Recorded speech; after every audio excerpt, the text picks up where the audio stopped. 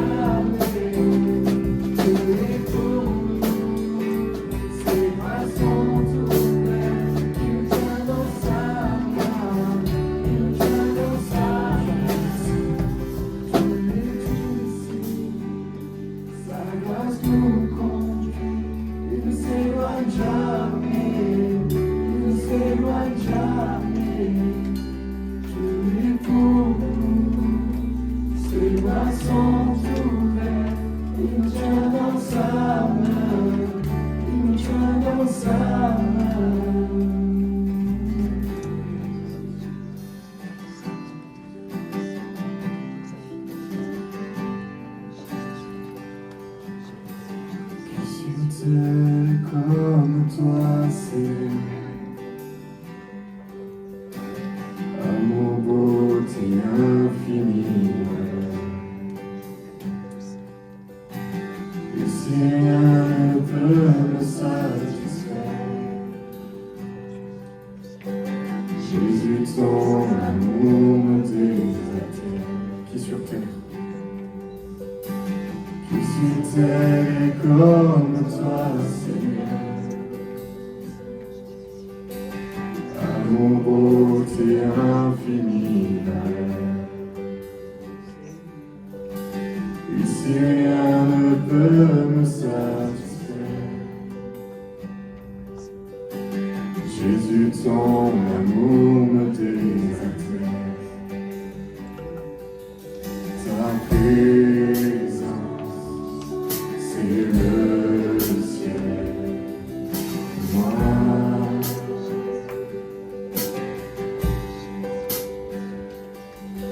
ta présence, c'est le ciel.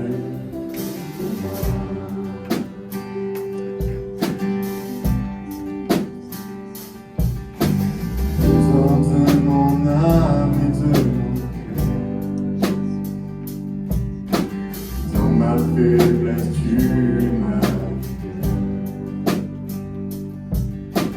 libre de mon passé, de tout bien.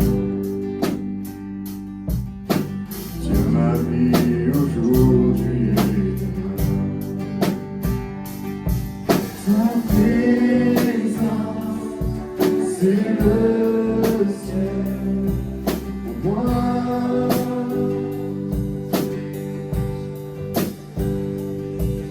Ta présence, c'est le ciel pour moi.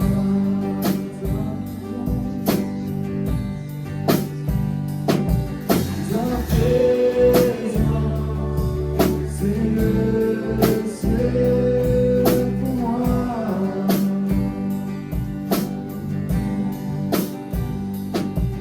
Ta présence, c'est le ciel pour moi. Chante, oh Jésus, oh Jésus, oh Jésus. Ta présence, c'est le ciel pour moi. Oh Jésus, oh Jésus. Ta présence, c'est le ciel pour moi. Oh Jésus, oh Jésus. Ta présence, c'est le ciel pour moi. Oh Jésus, oh Jésus. Ta présence, c'est le ciel pour moi. Chaque jour dans ta grâce, un jour je te verrai face à face. Ici rien ne peut me satisfaire. Jésus, ton amour me désaltère. Si rien ne peut me satisfaire. Ici rien ne peut me satisfaire. Jésus, ton amour me désaltère. Ici rien ne peut me satisfaire. Jésus, ton amour me désaltère. Oh Jésus, oh Jésus. Ta présence, c'est le ciel pour moi. Oh Jésus,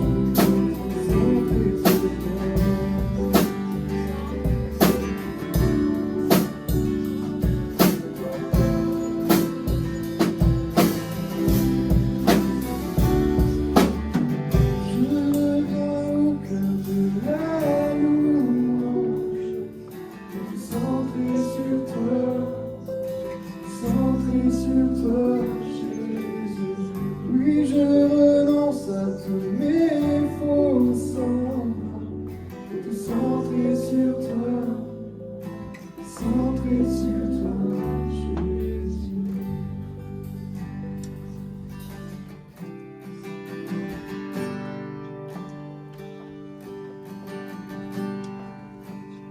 Merci pour la croix, Seigneur.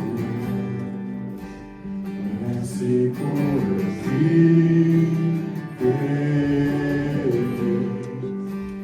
Tu portes tous mes péchés. Tu es venu m'étonner par ta grâce. Merci pour l'amour, Seigneur. Merci pour tes mains percées. Tu m'as lavé dans ton sang et j'ai compris ton pardon et ton amour. Tu es l'agneau assis sur le trône, couronné de mille couronnes. Tu es victorieux, saint et élevé. Jésus, Fils de Dieu, le Créateur des cieux fut crucifié. Tu es l'agneau, tu es l'agneau. Merci pour la croix, Seigneur. Merci pour le prix payé. Tu portes à tous mes péchés. Tu es venu m'étonner par ta grâce.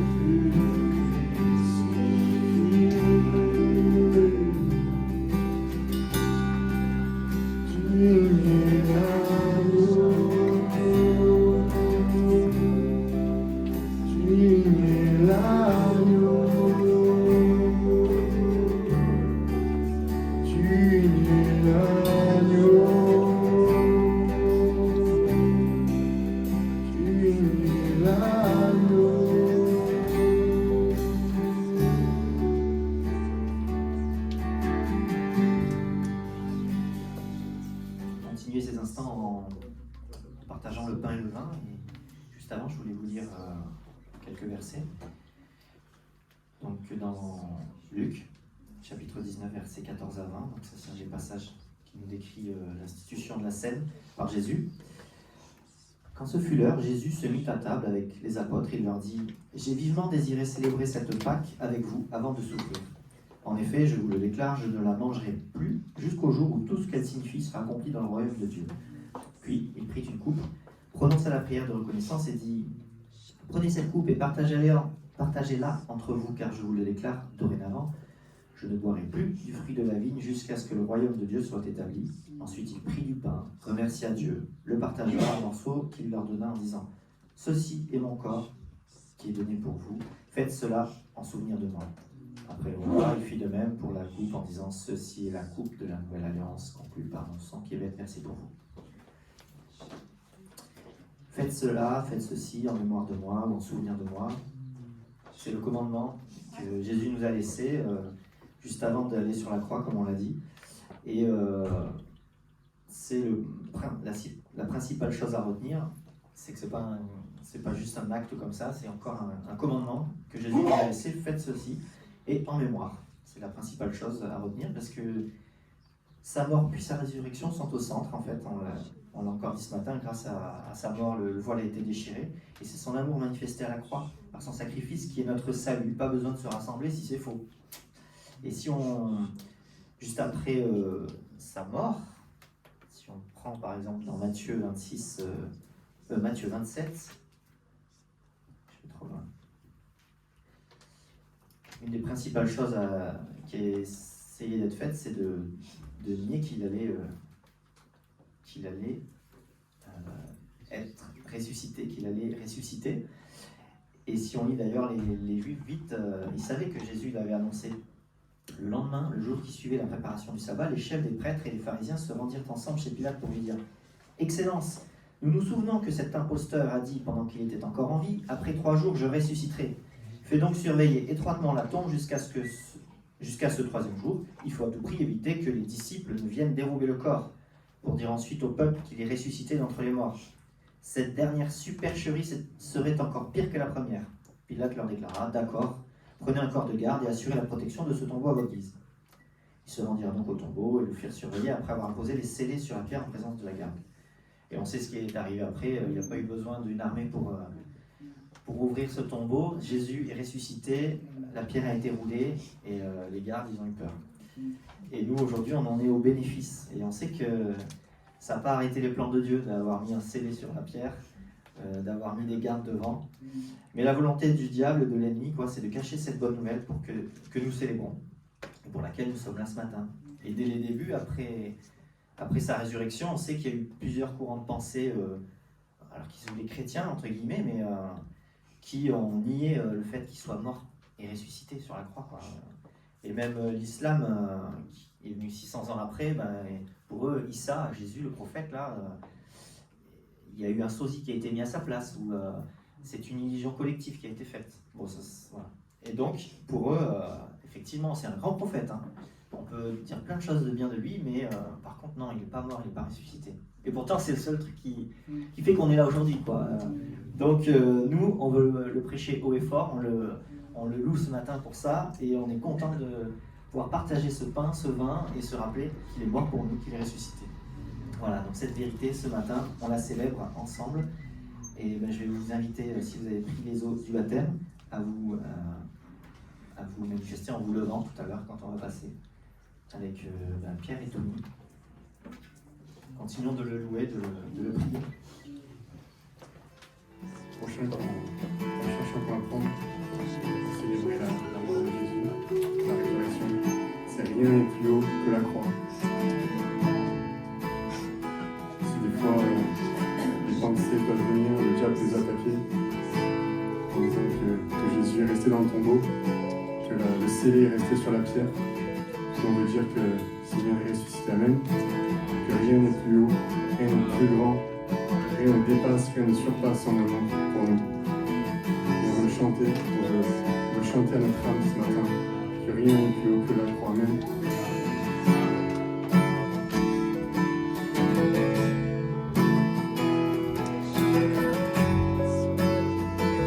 se lever pour les déclarer tous ensemble.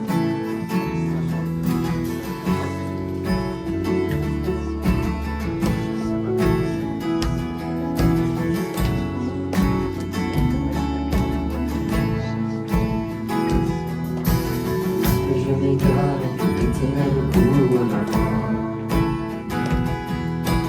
Tous ces mensonges m'attirent me détournent de toi. Je lève les yeux et aperçois ta lumière. Je regarde à toi et retrouve mes repères. Mon âme était perdue, mais tu m'as retrouvé à la croix. Non, rien n'est plus haut, plus haut, plus haut. Mais plus haut que la croix, non, rien ne dépasse ton amour pour moi. Non, rien n'est plus haut, plus haut, plus haut. Mais plus haut que la croix, non, rien ne dépasse ton amour pour moi.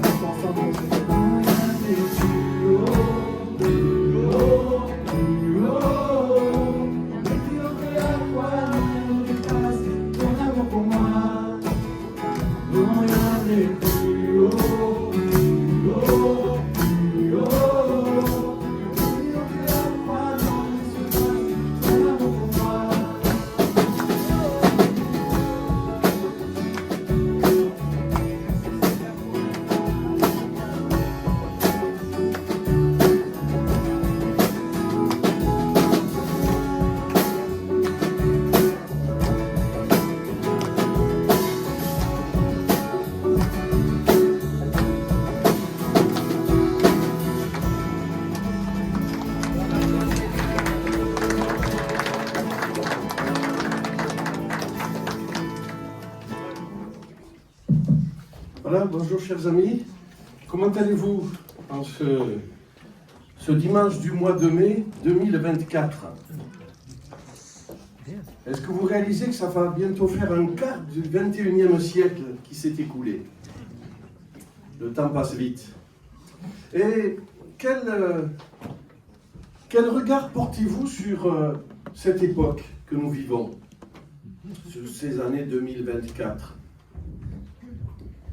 Comment la trouvez-vous, notre époque?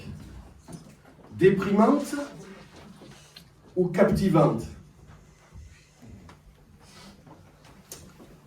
Bon, répondre à cette question dans une église, ça nous défie un peu. On se dit qu'il faudrait peut-être dire captivante. Alors qu'il y a tant de choses déprimantes. Mais je prie, voyez-vous, pour que le Saint-Esprit me vienne en aide et que nous puissions quitter ce lieu avec la jauge qui s'éloigne d'un regard sur une période déprimante et tende vers une période que nous regarderions comme captivante. Le titre de mon message est assez surprenant, c'est « De l'ânon au cheval blanc ». Non pas qu'un anon soit particulièrement déprimant, mais c'est quand même plus captivant, un cheval blanc, qu'en pensez-vous? De l'anon au cheval blanc. L'anon, c'est un peu le passé, un passé lointain, c'est la monture du crucifié. Le cheval blanc, c'est un avenir très proche, c'est la monture de celui qui revient en gloire, revêtu de splendeur et de magnificence. Oui, je vais vous parler du retour de Jésus. Et on peut peut-être réfléchir un peu sur cette période que nous vivons et se poser la question, mais dans quelle période sommes-nous réellement? Vous savez, nous vivons une période particulière, des temps troublés, anxiogènes.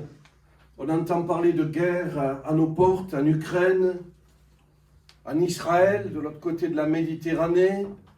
On entend parler de bruit de guerre en Chine, entre la Chine et Taïwan. On entend parler de révolte. Je ne l'ai pas allumé. De révolte en Nouvelle-Calédonie. Récemment, de tremblements de terre dans les Pyrénées. Bon, que pensons-nous de cela? Il me semble entendre Jésus nous dire « Gardez-vous d'être troublés. Ne cédez pas à la déprime. Relevez la tête, car votre délivrance est proche. Jésus revient bientôt. » Bien sûr, à l'échelle de Dieu, quand Jésus dit « Voici, je viens bientôt », et c'est ainsi qu'il conclut le livre de l'Apocalypse, donc la Bible tout entière, on dit bientôt, bientôt, ça fait bientôt 2000 ans, mais à l'échelle de Dieu, ça fait 2 jours, hein. Pour Dieu, 1000 ans sont comme un jour. Et d'après les signes qu'il nous a donnés, oui, il revient maintenant très bientôt. Vous savez, au 1er siècle de l'ère chrétienne, le Messie est venu monter sur un ânon. Et malgré les prophéties qui annonçaient cela, Israël ne l'a pas reconnu. Ils l'ont crucifié. Et 40 ans plus tard, ça a été la destruction de Jérusalem et du temple. Ça a été la dispersion du peuple parmi les nations. Au cours des siècles qui ont suivi, il y a bien quelques petits groupuscules de juifs qui sont revenus habiter en Palestine. On ne disait pas en Israël parce que c'était plus Israël, c'était plus l'État d'Israël. Et ils restaient minoritaires. Dans les années 40, il y a eu Hitler et la Shoah qui a tenté de décimer de manière définitive le peuple juif. Mais le 14 mai 1948, 76 ans après, David Ben-Gourion, le chef exécutif de l'agence juive, avec l'accord des Nations Unies, a proclamé l'indépendance et la naissance de l'État d'Israël. Amen. Vous savez, il y a 2 aspects, 2 images empruntées à la nature pour parler d'Israël. Dans l'Ancien Testament, Israël est comparé à une vigne. C'est la vigne de l'Éternel, un peuple qui était destiné à faire la joie de Dieu. Et puis, la deuxième image, c'est le figuier, l'Israël politique, l'État d'Israël. La vigne, c'est Israël spirituel, et le figuier, c'est l'Israël politique. Et Jésus a dit ceci: quand vous verrez les branches du figuier devenir tendres et commencer à pousser, les feuilles commencent à pousser, alors dites, l'été est proche. Je voudrais vous dire que l'été est proche. Jésus revient bientôt. Le figuier a repoussé, il a repris vie. Et puis plus proche de nous, fin 2023, le 7 octobre, Israël a été attaqué sur son propre sol. Dans le début de cette année 2024, le monde s'étonne de constater quelque chose qu'on pensait disparu. L'antisémitisme revient en force dans les nations, dans le monde entier, assorti d'un mot nouveau que nous apprenons, l'antisionisme. Alors, l'antisémitisme, c'est la haine du juif, et l'antisionisme, c'est la haine de l'État d'Israël, du figuier. C'est la négation de l'État d'Israël. Nous constatons, dans ces semaines qui viennent de s'écouler, que les nations ont repris la course à l'armement. On parle d'un pourcentage par rapport au PIB de nombreux pays, pourcentage qui a augmenté. S'aperçoit que le monde entier s'irrite contre Israël. Et on a l'impression que tout se met en place pour la dernière grande guerre, pas celle de Taïwan, celle d'Armageddon ou de Gog et Magog. Jésus revient bientôt.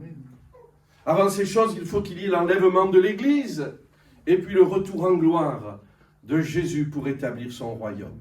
Alors il est venu sur un ânon, mais il revient sur un cheval blanc. De l'ânon au cheval blanc. L'ânon, vous l'avez compris, c'est celui de Béthanie. C'est celui sur lequel Jésus est arrivé pour donner sa vie. Le cheval blanc, c'est celui de l'Apocalypse, et nous le lirons tout à l'heure. Le Seigneur qui revient avec puissance et grande gloire pour établir la paix sur la terre et son royaume, son règne sur la terre, avant de l'établir dans le ciel. Avant de lire les textes sur l'ânon de Béthanie et sur le cheval blanc de l'Apocalypse, je voudrais faire une lecture avec vous. On va remonter aux sources des prophéties messianiques dans le livre de la Genèse. Et pendant que vous cherchez Genèse 49, je voudrais retracer le contexte. C'est le troisième patriarche, Jacob, qui est vieux maintenant. Il est appuyé sur le bout de son bâton, il a besoin d'une canne, et il bénit ses 12 fils. Vous savez que Jacob, Dieu l'a rebaptisé, si je peux me permettre ainsi.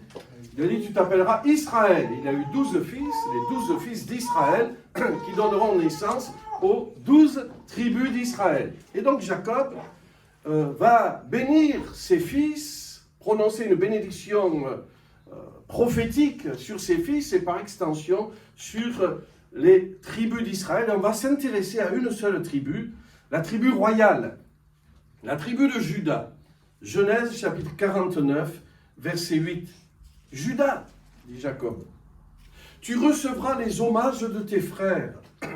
Ta main sera sur la nuque de tes ennemis. Les fils de ton père se prosterneront devant toi. Judas est un jeune lion. Tu reviens du carnage, mon fils. Il ploie les genoux, il se couche comme un lion, comme une lionne. Qui le fera lever? Le sceptre ne s'éloignera point de Juda, ni le bâton souverain d'entre ses pieds, jusqu'à ce que vienne le Shiloh et que les peuples lui obéissent. Il attache à la vigne son âne, et au meilleur cep le petit de son ânesse. Il lave dans le vin son vêtement, et dans le sang des raisins son manteau. Il a les yeux rouges de vin, et les dents blanches de lait. Je vous ai lu cette prophétie parce que dans la bénédiction de la tribu royale de Juda, on retrouve l'ânon. Il attache à la vigne son âne et au meilleur cep le petit de son ânesse. Je ne sais pas s'il y a des vignerons parmi nous. Il y a des vignerons ici à Bologne? Non, hein? Non? Mais qui aurait l'idée d'attacher son âne à la vigne? À la limite, vous l'attachez au figuier, il ne s'échappera pas, hein, mais à la vigne, c'est facile de déraciner un cep. Ça n'a pas beaucoup de racines. Et qui aurait l'idée d'attacher son ânon au meilleur des ceps de la vigne? Il attache son ânon au meilleur cep. Et il va brouter les feuilles, il va manger les raisins, il n'y aura pas de vendange. Et pourtant, cette prophétie a du sens sur le plan spirituel. La vigne, nous l'avons dit, c'est Israël qui n'a pas satisfait le cœur de Dieu. Et Jésus est le meilleur cep. Il le dit dans Jean au chapitre 18, « Je suis le vrai cep. » Celui en qui Dieu trouve tout son plaisir. Et il le dit même, celui en qui vous pourrez réjouir le cœur de Dieu si vous demeurez en moi et si vous portez beaucoup de fruits. On retrouve l'ânon, on retrouve Jésus sous l'image du meilleur cep, comme d'ailleurs sous l'image du lion, le lion de la tribu de Juda. Alors voyons maintenant l'ânon de Béthanie. Vous voulez bien qu'on aille à Béthanie? C'est pas loin, c'est juste en face de Jérusalem. sur l'autre versant de la montagne des Oliviers, vous trouverez dans Matthieu au chapitre 21 l'histoire de l'ânon de Béthanie. Matthieu 21. Lorsqu'ils approchèrent de Jérusalem et qu'ils furent arrivés à Bethphagée, vers la montagne des Oliviers, Jésus envoya 2 disciples en leur disant « Allez au village qui est devant vous, vous trouverez aussi une ânesse attachée et un ânon avec elle, détachez-les et amenez-les-moi. Si quelqu'un vous dit quelque chose, vous répondrez, le Seigneur en a besoin, et à l'instant il les laissera aller. Or ceci arriva, afin que s'accomplisse ce qui avait été annoncé par le prophète. Dites à la fille de Sion, voici ton roi vient à toi, plein de douceur, et monté sur un âne, sur un ânon, le petit d'une ânesse. Les disciples allèrent et virent ce que Jésus avait ordonné. Ils amenèrent l'ânesse et l'ânon, mirent sur eux les vêtements et le firent asseoir dessus. La plupart des gens de la foule étendirent leurs vêtements sur le chemin, d'autres coupèrent des branches d'arbres et en jonchèrent la route. Ceux qui précédaient et ceux qui suivaient Jésus criaient « Hosanna au fils de David ! Béni soit celui qui vient au nom du Seigneur, Hosanna dans les lieux très hauts. » Lorsqu'il entra dans Jérusalem, toute la ville fut émue. Et on disait, mais qui est celui-ci? Et la foule répondait, c'est Jésus le prophète de Nazareth en Galilée. Jésus est venu sur un ânon. Il est venu avec douceur. Voici ton roi vient à toi, plein de douceur et monté sur un ânon. Il est venu avec humilité. Le texte originel dans Zacharie au chapitre 9 dit ceci, « Réjouis-toi, fille de Sion, voici ton roi vient à toi, il est humble et monté sur le petit d'une ânesse. » Et là, Jésus, arrivant avec humilité, avec douceur, à cause de la prophétie qui avait été annoncée par Zacharie, va être acclamé comme le Messie. On est à quelques encablures de la croix. Ça paraît incroyable, irréel, mais il est acclamé comme le Messie. Les gens criaient « Hosanna au fils de David ». Ils le reconnaissent comme étant le fils de David. « Béni soit celui qui vient au nom du Seigneur ». Et cette expression, c'est plutôt cette exclamation « Béni soit celui qui vient au Seigneur » était une exclamation réservée au Messie. Béni soit le Messie qui vient de la part de Dieu, celui qui a été annoncé, celui qui a été promis. Ça paraît irréel. Ils ont déroulé le tapis rouge comme à Cannes. Hein. Ils ont mis des palmes, ils ont mis des vêtements. Et quand Jésus va entrer dans le temple de Jérusalem, après être descendu de l'ânon, les enfants qui sont là sont saisis par l'Esprit. Et ils vont eux aussi l'acclamer comme le Messie. Ils vont dire « Hosanna au fils de David » et ils louent le Seigneur. Mais ça ne va pas durer longtemps. Tous ne l'ont pas reconnu. Tous ne l'ont pas acclamé. Dans Matthieu, au chapitre 21, au chapitre 23, pardon, oui, au chapitre 21 et au verset 15, mais les principaux sacrificateurs et les scribes, c'est-à-dire les chefs religieux, furent indignés. La foule et les enfants étaient enthousiasmés, et eux qui avaient la Torah entre les mains étaient indignés à la vue des choses merveilleuses qu'il avait faites, parce qu'il a quand même guéri des aveugles dans le temple, et des enfants qui criaient dans le temple « Hosanna au fils de David ». Et cet aveuglement, je ne parle pas des aveugles qu'il a guéris, mais des chefs religieux qui étaient bien voyants et qui étaient aveugles spirituellement, les conséquences de cet aveuglement seront terribles jusqu'à ce que tout Israël, et pas seulement la foule de Jérusalem sur le chemin de Béthanie, pas seulement les enfants dans le temple, mais quand tout Israël prononcera la salutation messianique. Regardez Matthieu 23, verset 36. Jésus répond à ces chefs religieux, il leur dit « Je vous le dis en vérité, tout cela retombera sur cette génération. Jérusalem, Jérusalem, qui tue les prophètes et qui lapide ceux qui te sont envoyés. Combien de fois ai-je voulu rassembler tes enfants comme une poule rassemble ses poussins sous ses ailes et vous ne l'avez pas voulu. » Écoutez bien, verset 38. Jésus leur dit, « Voici, votre maison sera laissée déserte. Car je vous le dis, vous ne me verrez désormais plus jusqu'à ce que vous disiez, béni soit celui qui vient au nom du Seigneur. » Comprenons ce qui se passe. Votre maison sera laissée déserte. 40 ans après que cette parole ait été prononcée par Jésus, Jérusalem est devenue déserte. La ville a été détruite par les Romains. Le temple a été démoli. Il ne restera pas pierre sur pierre. Jusqu'en 1948, où Jérusalem est à nouveau, Israël est à nouveau reconnu comme un État. On y reviendra. Jésus leur dit, vous ne me verrez plus désormais. Vous ne me verrez plus désormais jusqu'à ce que vous aussi vous disiez, béni soit celui qui vient au nom du Seigneur. Et moi j'aurais aimé que Jésus ressuscité se montre un peu. Vous n'auriez pas aimé, vous? Qu'il aille taper sur l'épaule de Pilate. Coucou Pilate, c'est moi. Tiens, je vais aller rendre visite à Hérode. À quelques chefs religieux. J'aurais aimé, mais il ne l'a pas fait. Désormais, vous ne me verrez plus. Seuls les disciples l'ont vu. Votre maison sera laissée déserte. Et de toute façon, vous ne me verrez plus jusqu'à ce que vous disiez, béni soit celui qui vient au nom du Seigneur. Jusqu'à ce que vous reconnaissiez que je suis le Messie. Mais quand cela arrivera-t-il? Quand cela arrivera-t-il que la nation reconstituée, ça c'est déjà arrivé, reconnaisse qu'il est le Messie? Quand ça arrivera? Il faudra qu'il y ait une grande guerre pour que ça arrive. Il faudra qu'une partie du peuple soit tuée.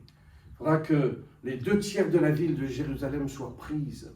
Et qu'enfin, ils vont voir dans cette terrible bataille d'Armageddon qu'ils sont en train de disparaître de la surface de la terre parce que les nations tout entières, toutes les grandes puissances sont montées pour leur faire la guerre. On va dire, mais pourquoi le Messie? Nous qui sommes le peuple élu, pourquoi le Messie ne vient pas nous sauver? Et à ce moment-là, ils vont dire, mais c'était lui le Messie. Et ils vont pleurer comme on pleure sur un fils unique. Ils vont pleurer sur celui qu'ils ont percé. Ils vont se repentir. Ils vont dire, mais béni soit celui qui vient au nom du Seigneur. C'est toi le Messie, nous te reconnaissons, nous t'acceptons. Et qu'est-ce qui va se passer? Ce qui est arrivé dans notre vie. Quand on s'est repenti, quand on a reconnu Jésus comme le Messie, comme le Sauveur, il est venu faire sa demeure dans nos cœurs. Et quand Israël va le reconnaître, alors qu'ils sont sur le point de périr, alors que les nations du monde entier sont venues pour livrer bataille, qu'est-ce qui va se passer? Il va revenir, alléluia, sur un cheval blanc, nous dit les livres de l'Apocalypse, et puis descendant de son cheval, ça c'est moi qui le dis comme ça, ce sont des images prophétiques, mais il va poser ses pieds sur la montagne des Oliviers, et il va délivrer son peuple, alléluia, le cheval blanc. L'annonce est synonyme d'humilité. Le cheval blanc, c'est synonyme d'autorité royale.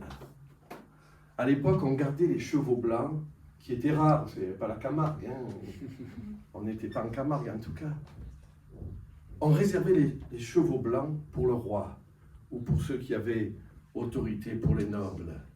Avant de voir ce que la Bible dit du cheval blanc, dans l'Apocalypse, je voudrais revenir quelques instants à Genèse 49, dans la prophétie. Il est dit, le sceptre ne s'éloignera point de Juda, ni le bâton souverain d'entre ses pieds. Oui, il viendra comme un roi, il viendra pour régner. Sur Israël, Juda, tu recevras les hommages de tes frères, verset 8. Et les fils de ton père se prosterneront devant toi. Ils vont l'accueillir en disant, béni soit celui qui vient au nom du Seigneur. Les fils d'Israël, le peuple d'Israël, la nation d'Israël, qui est déjà née en 1948, eh bien, va l'accueillir comme le Messie, comme le Sauveur sur Israël. Mais aussi sur les nations. Verset 8, ta main sera sur la nuque de tes ennemis. Il viendra mettre fin à la guerre des nations. Juda est un jeune lion. Tu reviens du carnage, la bataille d'Armageddon. Mon fils, il ploie les genoux, il se couche comme un lion, comme une lionne qui la fera lever. Il a les yeux rouges de vin. Il va venir régner sur Israël, sur les nations, sur la terre tout entière. Regardez le verset 10. Le sceptre ne s'éloignera point de Juda, ni le bâton souverain d'entre ses pieds, jusqu'à ce que vienne le Shiloh, et les peuples lui obéissent. Le Shiloh. Je disais que dans cette prophétie, il y a l'image de Jésus, avec le lion, avec l'ânon, mais il y a aussi cette expression, jusqu'à ce que vienne le Shiloh. C'est une traduction difficile, mais on peut le traduire jusqu'à ce que vienne celui qui doit être envoyé pour apporter la paix et le repos. Il est venu sur un ânon pour donner sa vie. Il revient sur un cheval blanc pour établir la paix sur la terre et le repos pour Israël. Alléluia. Béni soit son nom. Alors le cheval blanc, on le cherche dans l'Apocalypse, c'est au chapitre 19 et au verset 11. Apocalypse, chapitre 19, verset 11. Puis je vis le ciel ouvert, et voici parut un cheval blanc. Celui qui le montait s'appelle Fidèle et Véritable, et il juge et combat avec justice. Ses yeux étaient comme une flamme de feu, et sur sa tête étaient plusieurs diadèmes. Il y avait un nom écrit que personne ne connaît, si ce n'est lui-même. Et il était revêtu d'un vêtement teint de sang. On a parlé du sang des raisins tout à l'heure dans la prophétie. Son nom est la parole de Dieu. Les armées qui sont dans le ciel le suivaient sur des chevaux blancs, revêtus de fin lin blanc et pur. De sa bouche sortait une épée aiguë pour frapper les nations. Il arrive en pleine guerre d'Armageddon.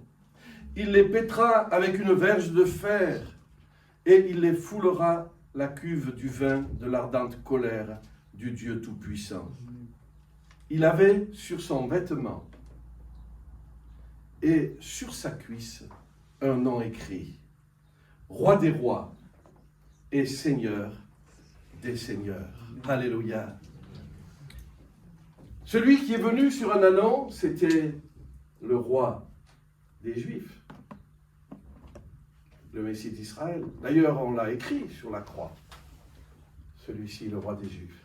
Mais celui qui revient, non pas sur un ânon, mais sur un cheval blanc, c'est pas seulement le roi des Juifs, c'est le roi des rois. C'est le Seigneur des seigneurs. On expliquera tout à l'heure ce que ça signifie. Il revient triomphant, notre Seigneur, sur un cheval blanc. Il vient pour sauver Israël, repentant, qui s'écrit « Béni soit celui qui vient au nom du Seigneur ». On le voit sur la montagne des Oliviers. Il arrive. Il viendra pour juger les nations, à cause de l'antisémitisme qui est aussi un rejet de Dieu. Il viendra mettre fin à la guerre. Même Poutine n'arrivera plus à faire la guerre à ce moment-là. Il viendra établir 1000 ans de paix sur la terre. Frères et sœurs, la période que nous vivons est-elle déprimante ou captivante? Soyons fiers de notre héros. Vous savez, à Cannes, ils célèbrent leurs stars. Ont-ils raison ou tort? Parfois, ils ont raison. Il y a de vrais artistes qui ont du talent. Bientôt à Paris, on va fêter nos champions. J'espère qu'on aura quelques médailles d'or au JO. Et il y a quand même en France de vrais champions. Si on devait se disputer la compétition avec eux, en tout cas moi, j'essayerais même pas, ou je demanderais d'éteindre les caméras de télévision. Mais lui, notre héros, notre star à nous, l'étoile brillante du matin, c'est le champion du monde. Il a dit avant de partir, prenez courage, allez, ne déprimez pas, prenez courage, j'ai vaincu le monde. Ça ne veut pas dire j'ai vaincu le 100 mètres, ça ne veut pas dire j'ai sauté plus haut que les autres, j'ai couru plus haut, plus loin que les autres ou plus vite que les autres. Ça ne veut pas dire ça. Ça ne veut pas dire j'ai mis mon adversaire au judo à terre, j'ai été plus malin que lui. Ça ne veut pas dire ça. Il a vaincu le monde. Il a triomphé de toute la folie du monde, du péché, de la mort, de la guerre, de l'injustice. Il a triomphé de tout cela et il va rétablir la paix sur la terre. Alléluia. N'ayons pas un regard sur Jésus tourné uniquement sur le passé. Le Jésus de la crèche, le Jésus qui fait des miracles, le Jésus de la croix, le Jésus de l'ascension. C'est normal d'avoir ce regard-là. C'est vrai que Le Jésus qui monte l'annonce, ça nous bouleverse parce qu'il vient sur la terre, c'est Dieu fait homme. Il vient pour guérir, pour montrer la puissance de Dieu. Il vient pour souffrir, pour payer notre dette dans le sang. Il vient pour nous sauver. Mais n'ayons pas que ce regard-là qui nous bouleverse. Ayons un regard plein de fierté. Alléluia. Plein d'enthousiasme, parce qu'il revient sur un cheval blanc. Il revient bientôt pour régner sur la terre, pour rétablir tout ce qui ne va pas. Pour faire de la terre un jardin d'Éden, et plus encore, parce que vous savez, il n'y aura plus le serpent. Il sera enfermé, il sera en prison pendant 1000 ans. Alléluia. Béni soit le Seigneur. Soyons fiers de Jésus. Soyons fiers de notre héros. Soyons fiers de la période que nous vivons. Il revient sur le cheval blanc, et sur sa cuisse et sur son vêtement sont écrits « Roi des rois et Seigneur des seigneurs ». Roi des rois, ça veut dire quoi? Ça veut dire que tous ces royaumes de la terre, toute l'autorité humaine, de toutes les langues, de toutes les tribus, de tous les pays, de toutes les nations, de tous les peuples, toute cette autorité, eh bien le diable l'a revendiquée dans le désert. Il disait, elle m'a été donnée, je la donne à qui tu veux. Si tu te prosternes devant moi, je te donne la gloire de tous ces royaumes. Mais la gloire de tous ces royaumes, Jésus va la prendre. Alléluia. Il est le roi des rois. Il est le chef de toute autorité humaine. Béni soit le Seigneur. Il est le Seigneur des seigneurs. Ça veut dire quoi, Seigneur des seigneurs? Bien, ça veut dire que non seulement en tant que roi des rois, il est le chef de toute autorité humaine, au-dessus des présidents, des têtes couronnées, au-dessus de chaque nation, de chaque pays, au-dessus des hommes politiques, au-dessus de tout pouvoir. Il est le roi des rois, mais il est aussi le Seigneur des seigneurs. C'est-à-dire qu'il est au-dessus des autorités, des puissances, qu'elles soient angéliques, démoniaques. Il est au-dessus de tout cela. Béni soit le Seigneur. Dans l'Apocalypse, dans le livre que nous avons lu, le chapitre sur le cheval blanc, il est dit, et je vis, au verset 19, Apocalypse 19, 19, et je vis la bête et les rois de la terre et leur armée rassemblés pour faire la guerre à celui qui était assis sur le cheval et à son armée. Et la bête fut prise, et avec elle le faux prophète, et ils furent tous deux jetés vivants dans les temps de feu et de soufre. Et tout rendra gloire au Seigneur. Tout ce qui vit rendra hommage au Seigneur. Apocalypse chapitre 5 verset 13. Et toutes les créatures, écoutez bien, qui sont dans le ciel, sur la terre, sous la terre, sur la mer, tout ce qui s'y trouve, je les entendis qui disaient, à celui qui est assis sur le trône et à l'agneau, soit la gloire, l'honneur, la louange et la force au siècle des siècles. Savez-vous que tout genou fléchira et que toute langue confessera qu'il est le Seigneur, sur la terre et dans le ciel. Tout œil le verra. Nous, quand on rend témoignage et que les gens ne veulent pas nous croire, ça nous fait mal. Mais c'est bon de savoir qu'un jour tout œil le verra. Que toute langue dira oui, béni soit celui qui vient au nom du Seigneur. C'est lui le Messie, c'est lui le Sauveur, c'est lui le Seigneur des seigneurs, c'est lui le roi des rois. Il rétablira le bonheur sur la terre, le loup habitera avec l'agneau, la panthère avec le chevreau, le veau et le lionceau, le lion et le bœuf mangeront de la paille ensemble, ils seront copains. Le nourrisson s'ébattra avec la vipère, et l'enfant sevré mettra sa main dans la caverne du basilic. C'est la fête des mamans. Hein? Alors, bonne fête à toutes les mamans. J'ai une bonne nouvelle pour vous. Quand Jésus va revenir sur la terre, vous ne serez plus un souci pour vos enfants. Ça ne sera que de la joie, vos enfants. Ça ne sera plus un souci, ni pour leur avenir, ni pour l'accident qui peut leur arriver, ni pour ceux qu'ils peuvent déclencher comme cataclysme. Tout sera parfait parce qu'il est le roi des rois, il est le Seigneur des seigneurs. Il ne se fera ni tort ni dommage sur ma montagne sainte, car la terre sera remplie de la connaissance de l'Éternel, comme le fond de la mer par les eaux qui le couvrent. On n'aura pas besoin d'aller frapper sur notre voisin en disant « je vais t'expliquer qui est Jésus, je vais te parler de Jésus ». La connaissance de Dieu sera aussi répandue sur la terre que l'eau au fond des mers. Alléluia. Alors en conclusion, je voudrais vous dire ceci. L'époque que nous vivons est-elle déprimante ou captivante? Ça dépend si on lit les journaux ou si on lit la Bible. Je ne dis pas qu'il ne faut pas lire les journaux. Mais avant de lire le journal, s'il vous plaît, commencez d'abord votre journée par lire la Bible. Sinon, vous allez déprimer. Lisons la Bible. Oui, nous sommes du côté du vainqueur. Alléluia. Nous avons reconnu celui qui vient sur l'ânon. Nous avons dit, béni soit celui qui est venu pour nous sauver. Amen. Et nous attendons celui qui vient sur le cheval blanc. Il vient régner sur toute forme d'autorité. Il est le roi des rois, le roi des hommes. Il est le Seigneur des seigneurs, le Seigneur des anges. Il est aussi notre Seigneur. Dit autrement, la Bible nous le dit aussi autrement, il a reçu un nom qui est au-dessus de tout nom. Au-dessus des noms célèbres de la terre, politique, champion, star, que sais-je. Un nom qui est au-dessus de ces noms. Un nom qui est au-dessus des noms même des anges, même de l'ange Gabriel ou Michael que nous connaissons par leur nom.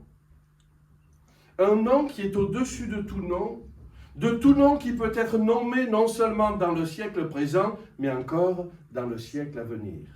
Autrement dit, dans toute l'histoire de l'humanité et dans toute l'histoire de l'éternité, il n'y a pas de nom au-dessus de son nom à lui.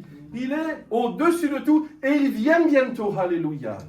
Béni soit le Seigneur, notre héros divin, notre champion arrive. Alors ce n'est pas le temps d'être anxieux, d'être troublé par ce monde qui semble hors contrôle.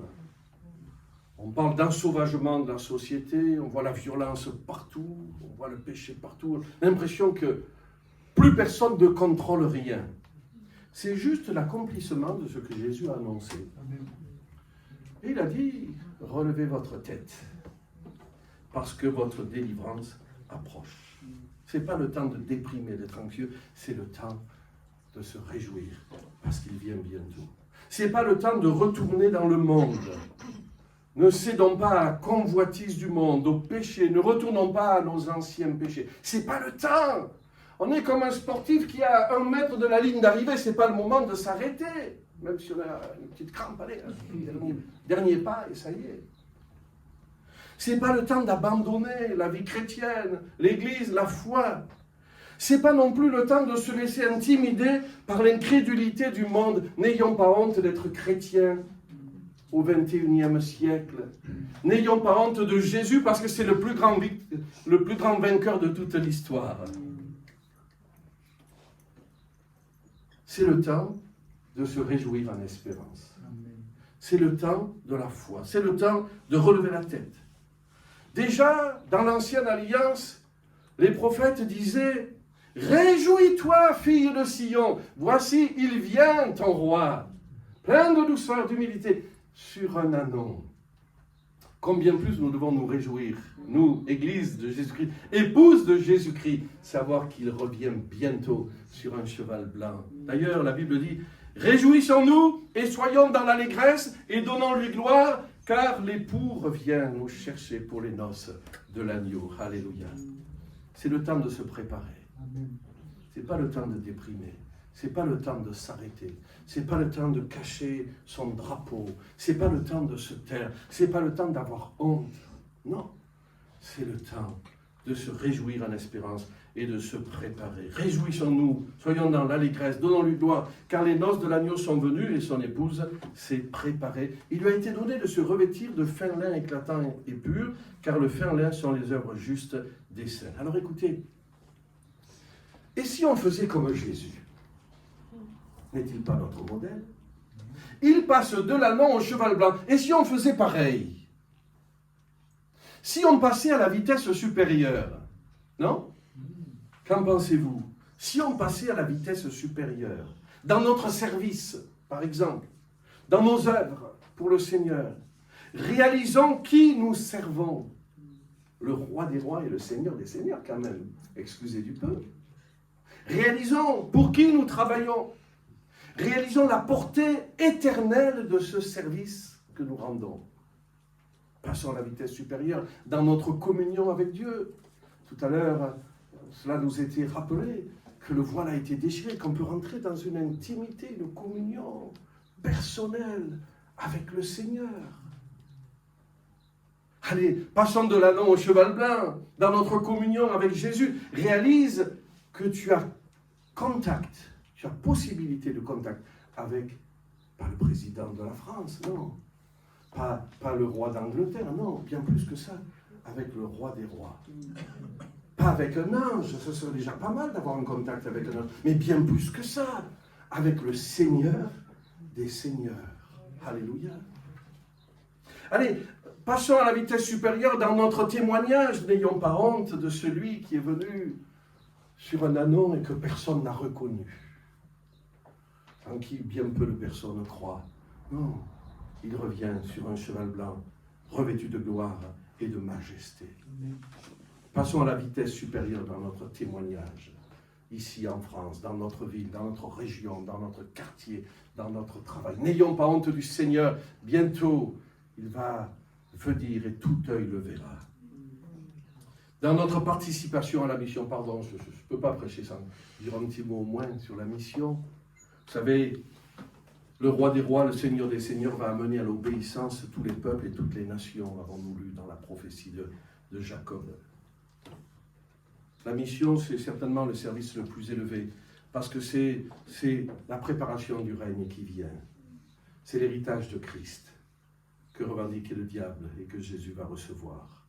Un royaume fait de personnes, toutes langues, toutes tribus, tout peuple, toute nation. Alors je lance un appel aux jeunes. Inscrivez-vous dans cette perspective. Dites, Seigneur, me voici. Envoie-moi comme le jeune Ésaïe l'a fait dans le temple. Quelle promotion, chers amis, de passer de l'âne au cheval. Comment vivons-nous cette époque? Et je termine. Comment vivons-nous cette époque? Le monde la trouve déprimante, et on le comprend. Je le disais, ensauvagement de la société, de plus en plus de violence. J'ai lu un article hier sur des scientifiques sur le plan de la médecine qui s'inquiètent de la santé mentale des ados et des jeunes. Et ils alertent le gouvernement en disant, le ministre notamment de la Santé, en disant les ados et les jeunes de notre génération dépriment leur santé mentale depuis le Covid. Alors pourquoi depuis le Covid? Parce qu'il y a un déclic qui s'est fait. Tout à coup, on a réalisé que la vie sur Terre était fragile, que tout était fragile, que tout pouvait s'arrêter. Et alors, après le Covid, on a parlé du réchauffement climatique, maintenant on parle de la guerre et de tout cela, des flagrations nucléaires, enfin. Et donc, la santé mentale des jeunes est atteinte. Triste constat d'un monde sans espérance. Et nous aussi, on pourrait déprimer en disant, mais on va vivre quoi demain? Oui, on pourrait déprimer. Mais nous ne sommes pas sans espérance. Nous, on ne dit pas, ça arrive parce que les hommes politiques ont perdu le contrôle, plus personne n'arrive à conduire la voiture. Non. Non, nous, on sait que ça doit arriver. On sait que c'est annoncé. Je vais le dire comme ça. On sait que le cheval blanc est déjà scellé. Alléluia. Il a le mort aux dents, il trépigne. Il est prêt à partir. Alléluia. Jésus revient bientôt. Alors nous, par la foi, trouvons cette période captivante. Ça ne veut pas dire qu'on n'aura pas à souffrir. Mais relevons la tête. Témoignons autour de nous. Soyons fervents d'esprit. Et réjouissons-nous en espérance. Amen. Amen. Merci Seigneur. Nous sommes le seul peuple sur la terre qui possède une telle espérance. Parce que c'est toi, le roi des rois et le Seigneur des seigneurs, qui nous l'a donné. Oui, nous te le disons encore aujourd'hui, béni soit celui qui est venu au nom du Seigneur, notre Sauveur, notre Messie. Et nous attendons ton retour, Seigneur. Nous savons que tu viens enlever ton Église, et nous savons que nous reviendrons avec toi sur les nuées, Seigneur, pour établir ton royaume sur la terre. Le jardin d'Éden reviendra sur la planète. Merci, Seigneur. Nous sommes pleins d'enthousiasme, d'espérance. Et nous voulons, Seigneur, non pas déprimer, mais nous réjouir à l'espérance. Nous voulons entendre cette parole, réjouis-toi, fille de Sion, parce que ton roi vient. C'est fait. Mais Seigneur, nous voulons aussi entendre cette parole. Réjouissons-nous et donnons-lui gloire, car l'époux revient bientôt. Tu es à la porte, Seigneur. Tu reviens bientôt. Nous sommes pleins d'espérance et d'enthousiasme, et nous t'adorons. Aide-nous dans cette dernière ligne droite à être à la hauteur, Seigneur. Garde-nous du monde, du péché, garde-nous de l'apostasie, garde-nous de la tiédeur, garde-nous, Seigneur, du découragement. Et Seigneur, renouvelle notre foi par ta parole et par le Saint-Esprit, au nom de Jésus. Amen.